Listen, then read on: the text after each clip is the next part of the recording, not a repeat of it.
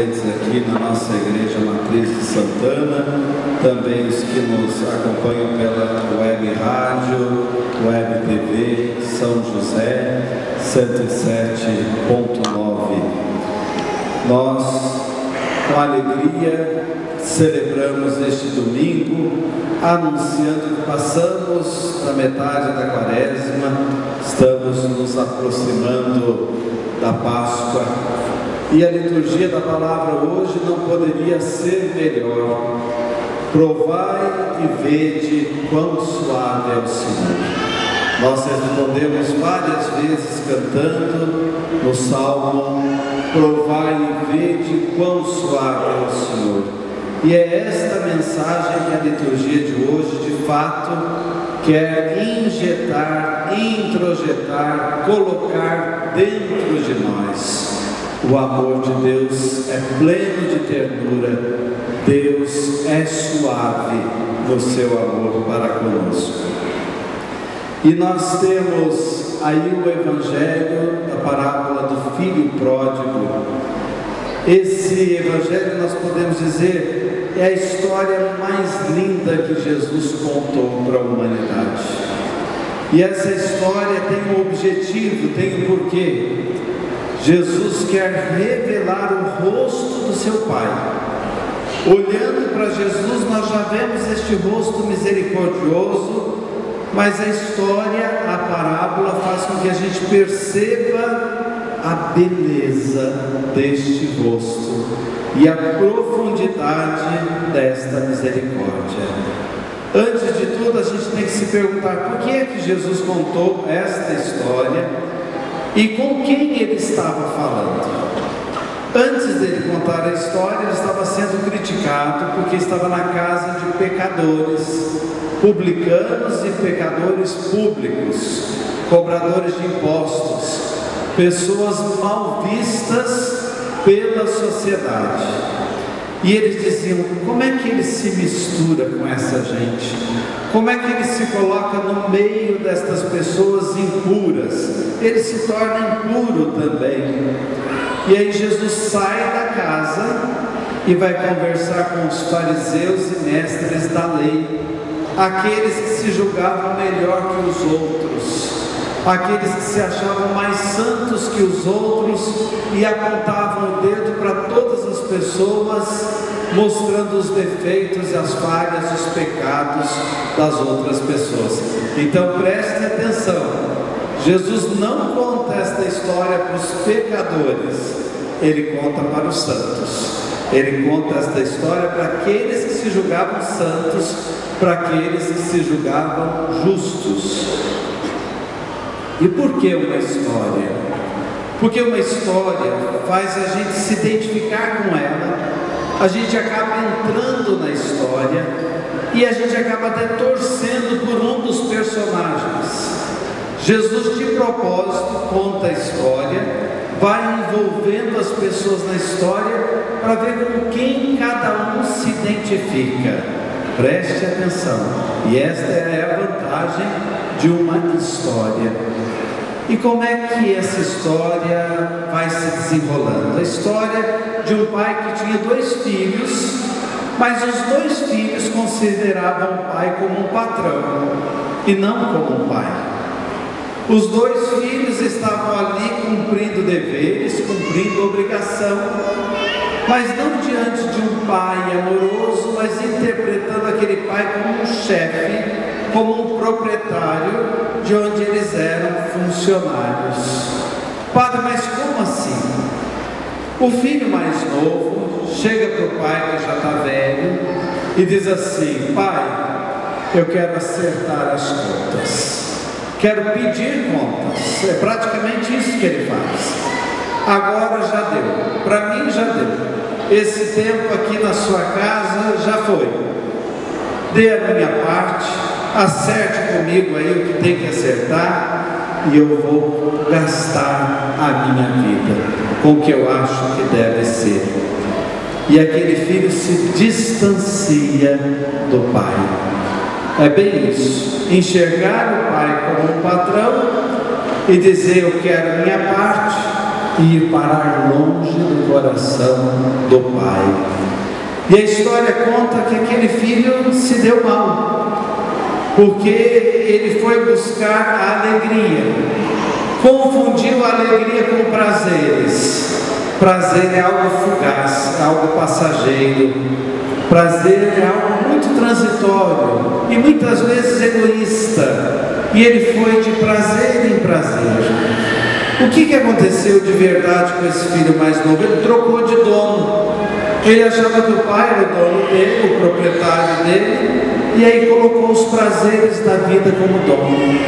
Quanta gente, não aqui de Santana, mas de outros lugares, nem de onde as pessoas nos visitam, mas de outras cidades, fazem isso. Trocam Deus por um vício, pelo álcool, pelas drogas, pelo sexo, pelos jogos, ou então pelos bens. Tem gente que passa a vida toda preocupada com seus bens, preocupada em acumular mais, e chega até o ponto de dizer: eu tenho fé, mas não tenho tempo para ir à igreja, eu não tenho tempo para ir lá gastar tempo com a comunidade, eu tenho muito o que fazer. Então a gente troca de dono. Quem que é dono de uma pessoa assim? O dinheiro. Quem que é dono de uma pessoa assim? O trabalho, a profissão. Quem que é dono de uma pessoa assim? Os vícios. Aquele filho trocou de dono, trocou de proprietário, e num dado momento esses outros proprietários prometem tudo, mas não dão nada. Ele vai no fundo do poço, e para aquele povo entender que ele foi no fundo do poço, Jesus diz: ele chegou a comer lavagem, chegou a comer a comida dos porcos, chegou no fundo do poço. Quando a gente se distancia do coração de Deus, e quando a gente toma esse rumo de novos donos, novos proprietários, chega um momento que nós não temos mais nada em comum, nem no bem nem no mal. Não tem mais solidariedade de ninguém. Os amigos estavam em volta enquanto tinha dinheiro, enquanto propiciava prazeres, enquanto proporcionava festas. Agora não tem nada, se vive, que se dane ele. Foi assim que ele se sentiu, e essa história é a história da humanidade. Naquele momento, lá no fundo do poço, ele se lembra do Pai. Mas preste atenção, ele ainda se lembra do Pai como patrão. Eu vou voltar para a casa do meu pai, porque lá os empregados comem melhor. Eu vou dizer para o meu pai que ele pode me tratar como um empregado, mas eu quero voltar. Esse filho não volta por arrependimento, volta por interesse. Volta querendo pão. Já tinha pedido tudo, já tinha pedido as contas, mas agora ainda queria pão. Volta com interesse. Agora preste atenção no Pai. As ações que Jesus coloca no Pai são de tocar o fundo da alma da humanidade, o fundo do nosso coração. Jesus diz assim: o pai avistou o filho que vinha lá longe. Como assim? Os olhos do pai procuraram aquele filho o tempo todo, mas o filho foi para um país distante. O amor chega lá. Onde você for parar, o amor chega. Deus vê você, não como um patrão olhando e cobrando se o funcionário está batendo cartão, está cumprindo horário, está cumprindo a função, está chegando a cumprir todas as regras e está alcançando os objetivos da empresa. Não, Deus vê você, onde a vida te levou, onde você foi parar, o olhar dele chega. Quando eu falo disso, eu me lembro de mães que têm os filhos presos. Muitas vezes a mãe é a única que vai visitar o filho, porque o olhar dela chega lá. Ninguém dos parentes tem coragem, ninguém quer passar pela humilhação da revista para chegar lá. A mãe vai. Deus nos ama assim. O olhar dele chega onde a miséria jogou você. A misericórdia dele alcança o buraco onde você foi parar. ele viu o filho ao longe, certamente porque todos os dias olhava pela janela do alpendre e procurava estar com aquela certeza no fundo do coração: meu filho vai voltar. E aí vem um verbo que nos impressiona muito, que é usado 12 vezes essa palavra, esse sentimento no Novo Testamento: compaixão. O Pai viu e sentiu compaixão. Vocês sabem que essa palavra no Novo Testamento é usada só com referência aos sentimentos de Deus e de Jesus. Nenhuma vez aparece dizendo que um ser humano simples, comum dos mortais, sentiu essa compaixão. Como é que a gente vai entender essa compaixão? Vou tentar chegar perto do que o Evangelho diz. Quando você olha uma situação e diz assim: me doeu por dentro, eu senti uma dor na alma, eu senti uma dor no mais íntimo de mim. É isso que o Pai sentiu. Vamos entender melhor, entre aspas, o que eu vou dizer, mas é isso que a palavra quer dizer. Deus sentiu suas vísceras se mexendo por nós, como se fossem dores no útero, dores de um parto. Deus sentiu essa dor com compaixão. Ele viu e teve compaixão e foi correndo ao encontro do filho. É interessante que a gente escuta a palavra, mas ela tem tantos detalhes que muita coisa pode passar. Esse correr é muito significativo, porque no tempo de Jesus um patrão não corria, os empregados é que corriam. Uma pessoa importante não podia correr, inclusive. Corria quem servia aquela pessoa, os servos. Uma pessoa dignatária, colocada como autoridade, tinha que ser impassível. O mundo podia cair em volta e ele não fazia nada. Quem estava em volta é que ia fazer. Olha que lindo isso, Jesus dizendo: ele não é patrão de vocês, filhos, ele é pai, e o pai corre. Um pai corre para abraçar o filho, o pai corre para acolher o filho. O olhar foi lá onde o filho estava, ele sentiu compaixão, se comoveu, correu ao encontro e lançou-se no pescoço do filho. Ali diz que ele abraçou o filho, mas em grego não está escrito abraçou, diz ele se pendurou no pescoço do filho. Dá para imaginar a cena? Ele correndo e tropeça no último momento e se agarra no filho, pega no pescoço dele para não cair. É como se o pai dissesse: eu esperava por você, em você eu encontro o meu sustento, em você eu encontro o meu descanso. O meu coração não ia sossegar enquanto você não voltasse. E se pendura no pescoço do filho. Depois a tradução que nós ouvimos diz assim: cobriu-lhe de beijos. Não está escrito isso, está escrito assim em grego: ele não parava de beijar o filho. É diferente. Cobriu-lhe de beijos, fica mais bonito. Ele não parava de beijar o filho. Sabe o que significa beijo? A gente sabe, mas às vezes não consegue explicar.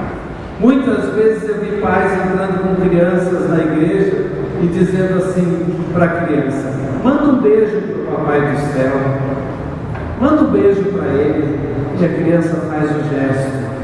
A palavra beijo vem da raiz da palavra adoração. Beijo é adorar, adorar. Então mandar um beijo para o Papai do Céu e dizer: eu te adoro, Papai do Céu. E quando a gente se beija, quando a gente dá um beijo, a gente está de alguma forma dizendo: eu também adoro essa pessoa. Agora olha o que Deus fez com o filho. Ele não parava de beijar. Deus te adora, Deus nos adora, Deus nos adora. Nós que deveríamos adorar a Deus, e Ele adora você. Preste atenção nisso. Esse Evangelho hoje é para mim e para você. Essa história é a nossa história. Esse rosto do Pai de Jesus é o rosto do seu Pai, do meu Pai, do nosso Pai.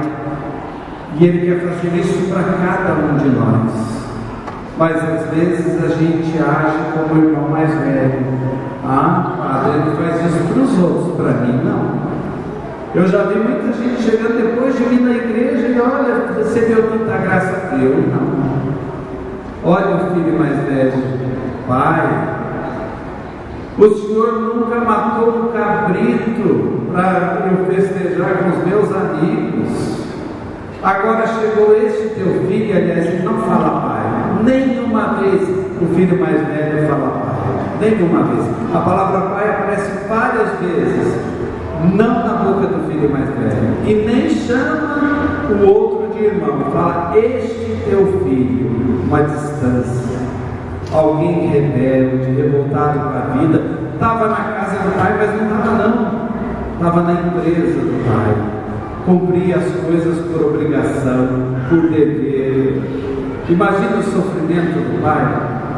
O pai olhou para ele e diz uma das frases mais emocionantes desse evangelho: filho, há tanto tempo você está comigo, tudo que é meu é teu. Eu tenho que te dar um cabrito, o cabrito é seu, o novilho é seu, a casa é sua. Deus está dizendo isso para nós hoje aqui na igreja. Às vezes a gente pode vir à missa por obrigação, como se Deus fosse patrão. Eu vou rezar porque eu tenho medo que Deus pode me castigar. Deus ora para os outros, mas não ora para mim, mas eu não posso deixar de Deus, senão vai me orar. Meu filho, minha filha, tanto tempo você está comigo. Tudo que é meu pertence a você. Ponha isso também na sua cabeça. Mais do que isso, ponha isso no seu coração. E é lindo o movimento do Pai. Se vocês forem observar, quem se move na história é o Pai. O Pai corre ao encontro do filho mais novo. O Pai sai de casa para buscar o mais velho e trazer para a festa. É o amor do Pai. São João traduz isso de uma forma estupenda. Ele diz assim: não fomos nós que amamos a Deus, foi Deus que nos amou primeiro. A iniciativa é de Deus, é sempre Ele que corre atrás de nós, Ele nos adora. E por fim, eu não posso deixar de falar dos presentes que o filho recebe, o filho mais novo. Esses presentes também são para você. Traga um manto novo, uma túnica nova e coloque no meu filho.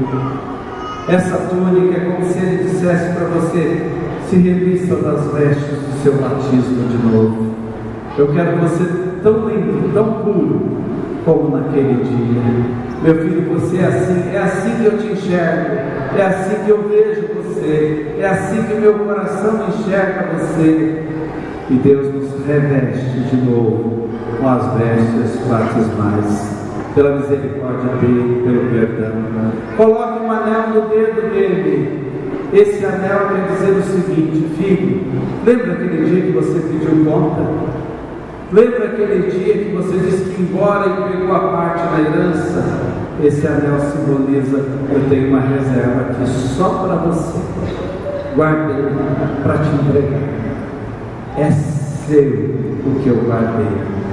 O anel no dedo significa: você tem parte comigo. Você pensou que tinha esbanjado tudo, eu guardei esperando você voltar. E isso aqui é seu. E por fim, isso fecha a história: sandálias nos pés. Por que sandálias? Os filhos usavam sandálias, os servos não, os empregados não, os escravos não. Colocar sandália nos pés significa: você continua sendo meu filho, minha filha. Eu não quero você como meu empregado, minha empregada. E eu não sou seu patrão, eu sou seu pai. Pise com firmeza no chão da sua vida. Tenha certeza de tudo que é meu, é teu. E o meu olhar chega onde os seus passos tocarem. O meu amor chega lá. Aí você pode dizer: e como é que a gente fica nessa história? Com quem você se identificou? Muitas vezes a gente se sente o mais novo, outras vezes e muitas vezes mais o mais velho, ciumento, mas a gente tem que ser o pai. Nós temos que ser o pai. E a segunda leitura resume isso. São Paulo diz: em Cristo nós somos criaturas novas. E por Cristo, em Cristo, nós nos tornamos embaixadores do céu aqui na terra. Somos embaixadores e embaixadoras de Cristo. Onde você chegar, leve o rosto do Pai de Jesus. Leve a beleza do coração do Pai de Jesus, porque foi isso que Jesus veio ensinar à humanidade. Chegue na sua casa hoje, no seu trabalho essa semana, na sua escola, na universidade, como embaixador, como embaixadora de Cristo. Amém. Creio